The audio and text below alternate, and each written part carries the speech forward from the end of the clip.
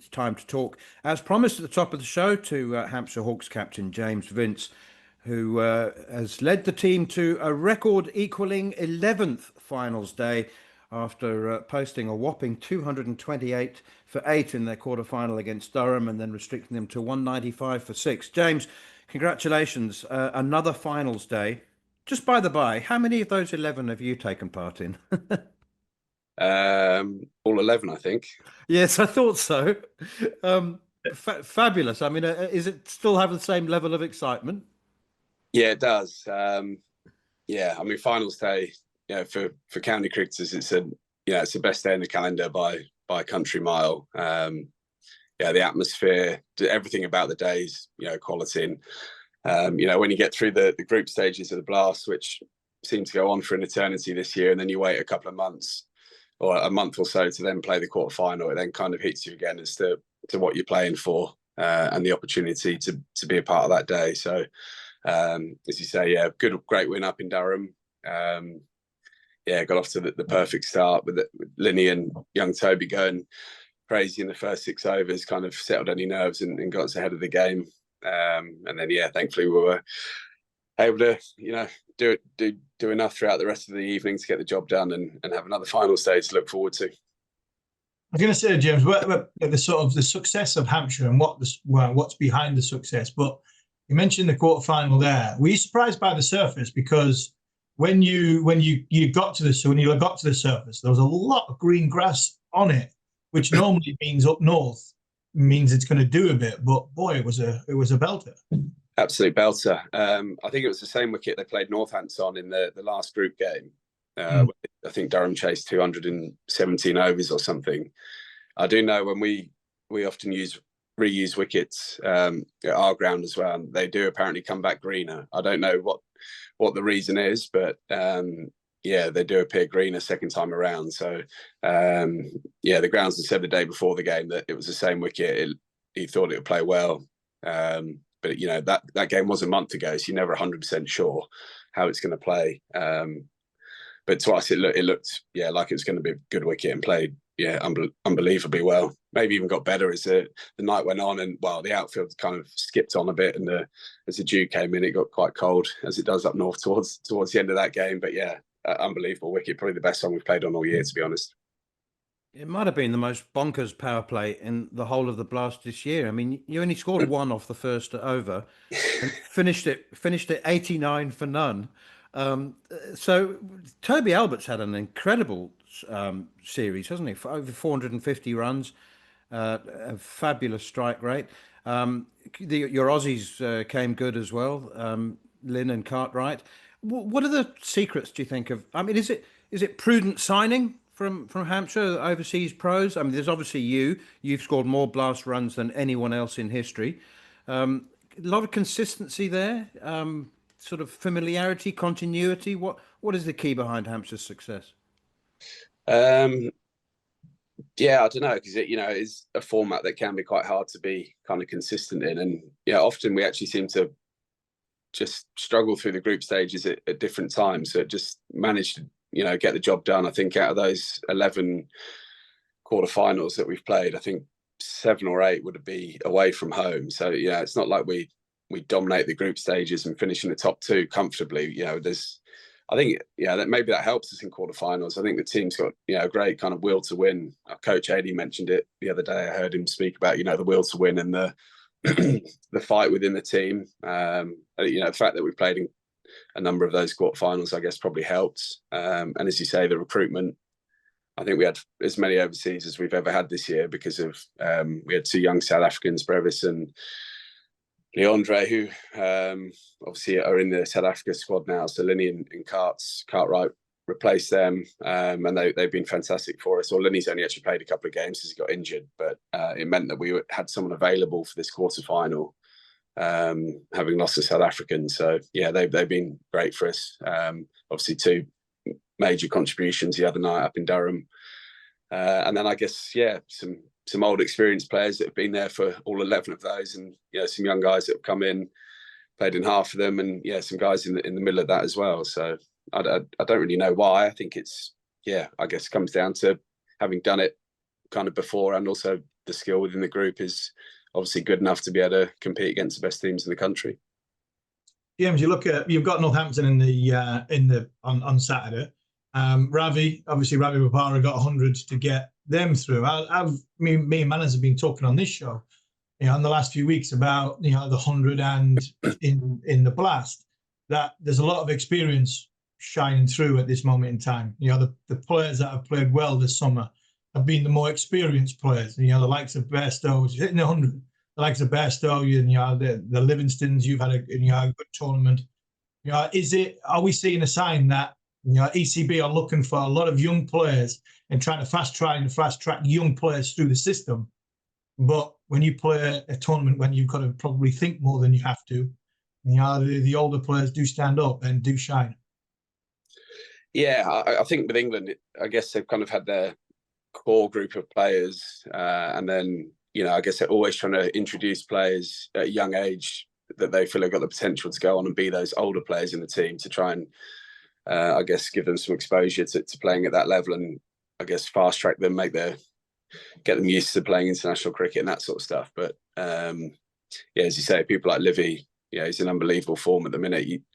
I don't know what they're thinking in terms of at a certain age are players too old, or are the World Cups so many years away and they don't think players will still be in form by then. But yeah, I mean, Ravi coached me in the PSL in the winter. I'm going to be playing against him on Saturday.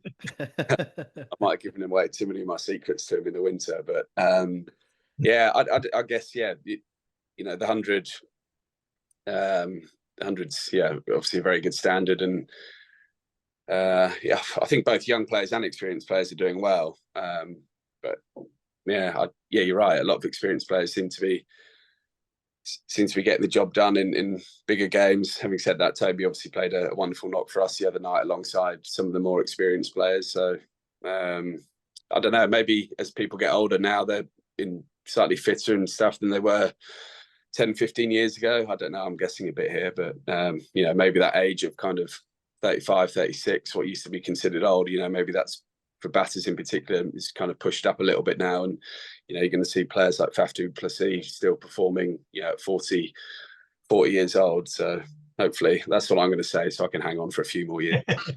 Good on you. We spoke to Sam Billings just before the 100, and I asked him how he was adapting and enjoying life as a white ball only cricketer. And he's had 3 years now to get used to it, so he's quite happy. He's got more time for his young kids, and he plays a bit more golf. Do you miss red ball cricket? How are you adapting to life as a white ball specialist? Yeah, I did miss it, particularly at the start of the summer. When they first started playing, and I wasn't there, having been a part of it for I think since 2009 or something. It's a watching on rather than being a part of it was a bit different. But yeah, I guess my circumstances are slightly different. It wasn't 100%, a choice. I was kind of, as a family, we made a call. So, red ball actually became impossible to play. So I guess I was getting to the point where I might have considered it, particularly with like PSL moving to within the red ball part of the summer.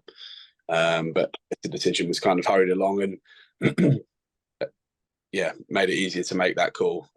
So yeah, I did look at it and miss playing it, but I guess you kind of just get on and play what's in front of you, and that's kind of how my next few years is set up. So I won't miss playing it this week. I'll enjoy having a few days to prepare for finals day, and then I think they go to Somerset on the Monday following finals day. So it's a pretty hectic schedule, crammed in. Particularly given the importance of finals day, it would be nice to be able to be together as a squad in the build-up. But we know the nature of the schedule, and it's been like that every year. So every team's in the same boat. But yeah, from my point of view, being white ball only, it'll be a nice week leading into finals day for me this year. Just to continue on from that, James, you talk about being white ball only. Have you felt as though your outlook's changed over the course of your preparation and everything going into the last sort of 6 months? Because I'm talking about experience here. When I finished playing cricket for England, I stopped playing 12 months of the year. So when you're only playing 6 month summers, then all of a sudden your winter changes because you've been doing something for so long. did you have to adapt your preparation, your game? Do you feel as though your game's changed going into tournaments where you used to have an eye on red ball, then you played white ball, then you played red ball? Did you think as though, is there something changed inside you because the numbers haven't changed? I don't think I've fully got into kind of the routine of it yet. Obviously, I'm live overseas now. And I guess it's kind of only been this summer where my program's changed and the PSL moved and was on during the start of what would have been the domestic season here. And my last few winters have been pretty consistent. I played Big Bash in the IL and done the PSL.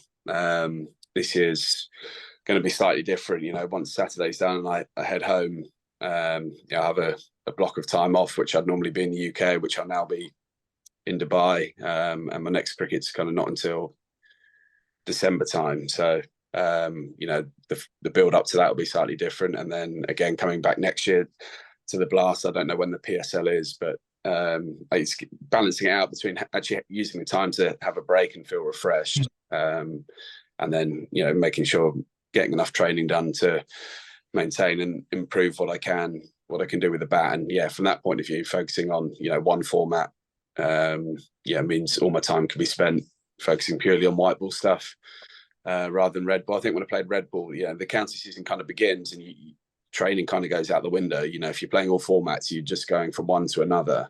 If you do get a day off to spend it training, you probably get as much benefit from, not going to a cricket ground and refreshing yourself.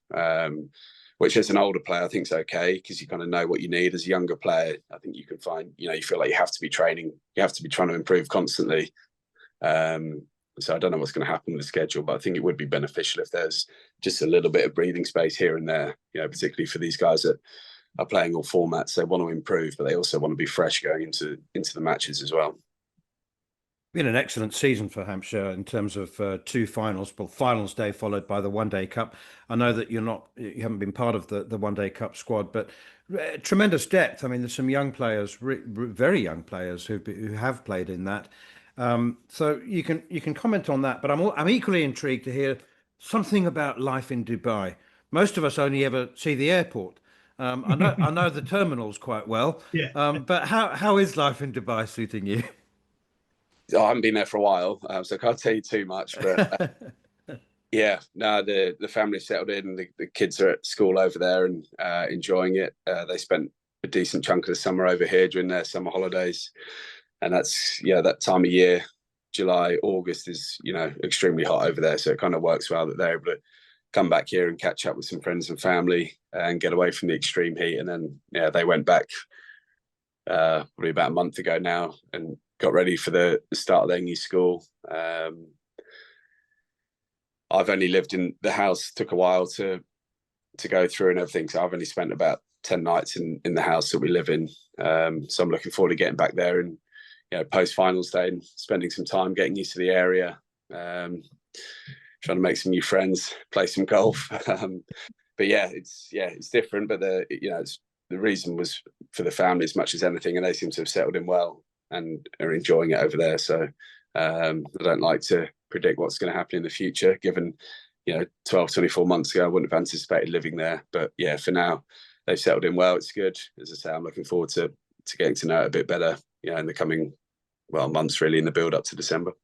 The one tour I did in Dubai was this time of year, and I joined a jogging club which gathered at 7:30 in the morning and ran through one of the malls because it was air conditioned. So we did like a 5 or 6K loop through a mall before it opened because it was air conditioned. So there's a tip. Yeah, the temperatures aren't actually, when you get sort of beyond September, the evenings and stuff, it's not too bad. I think we've just gone through the worst part of the heat, but be nice to get some winter sun.